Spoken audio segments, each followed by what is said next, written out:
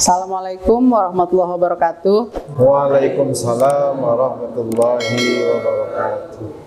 Pak Kiai, kita perempuan nih, punya pasangan gitu ya. Terus pasangan kita itu tipenya gini, ya pokoknya gimana nanti lah. Nah itu nggak boleh ya dalam agama. Misalnya gini, bang gimana nih bang uang sekolah? Ya udah, kapan batas waktunya misalnya? Iya nih 2 bulan lagi anak kita misalnya naik-naikan gitu ya.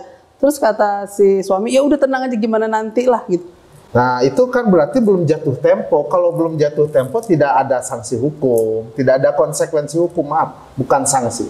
Tidak ada konsekuensi hukum. Kalaupun jatuh temponya sudah ada, sudah jatuh temponya, berarti mau tidak mau itu udah masuk ke nafkah. Dan kalau tidak dipenuhi, itu seorang istri itu bisa menuntut, bisa mempertanyakan itu. Cuman memang yang perlu diketahui itu batasan nafkah itu mana. Ada aturan yang baku itu cuma 2. Yang pertama zakat, yang kedua nafkah. Nafkah itu ada aturannya? Ada aturannya. Bagi orang yang mampu berapa, bagi orang yang tidak mampu ataupun miskin berapa perharinya memberikan nafkah ke anak istrinya, itu ada aturan, batas minimalnya ada. Nggak bisa sembarangan ya, misalnya gini, saya kepala rumah tangga, saya ngojek misalnya. Ya suka-suka saya lah ngasih nafkah. Kalau hari ini dapat kecil ya kecil, kalau besok saya dapat besar ya besar, saya kasihnya gitu. Enggak ya, ada aturannya ya, menafkahi keluarga itu. Ada aturannya. Cuman di dalam aturan itu yang diatur itu batas minimal. Sekurang-kurangnya per hari itu sekian gitu. Jadi batas minimal bukan batas maksimal, sekurang-kurangnya per hari itu sekian. Karena nanti kalau seorang suami tidak mampu menafkahi seorang istrinya, seorang istri itu berhak untuk pasah nikah, membatalkan pernikahan. Biarpun belum punya anak. Ya biarpun gitu. Jadi istilahnya kan hak seorang istri mesti terpenuhi, hak seorang suami mesti terpenuhi, kewajiban seorang istri mesti dilaksanakan, kewajiban seorang suami mesti dilaksanakan, akhirnya hak dan kewajibannya ditunaikan. Jadi istri juga ada hak dan bisa menuntut kepada suaminya. Istilah ada uang abang disayang, nggak ada uang abang ditendang, itu ada aturannya. Jadi bisa menuntut, saya sudah tidak sanggup lagi berumah tangga karena kamu miskin, karena kamu tidak bisa menafkahi. Itu diperbolehkan dalam agama seperti itu. Jadi berarti nggak bisa asal nikah aja, asal apa ya, maksudnya dari pihak suaminya itu mengklaim kan udah usaha walaupun nggak ada hasil, nggak bisa begitu juga ya? Nggak bisa gitu juga, ada aturannya, ada aturan. Walaupun bersabar lebih baik, tetapi kalaupun istrinya mau memilih jalan yang lain juga memang ada aturan. Dibolehkan. Diperbolehkan. Berarti ketika suatu rumah tangga si istri minta berpisah dengan alasan merasa tidak cukup dinafkahi dengan baik, itu boleh? Diperbolehkan. Minta berpisah itu boleh? Tetapi ada aturan-aturan yang mengatur itu secara khusus. Jadi tidak semena-mena. Misalkan kurang nafkahnya, kurangnya berapa?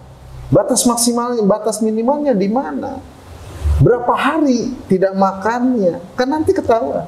Karena kan nafkah itu juga ada batasannya. Dari segi makanannya, dari segi pakaiannya, ataupun tempat tinggalnya.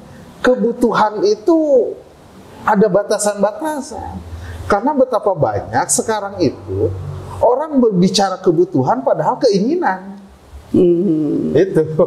Saya butuh ini, itu kebutuhan apa keinginan? Kita mesti tahu itu dulu.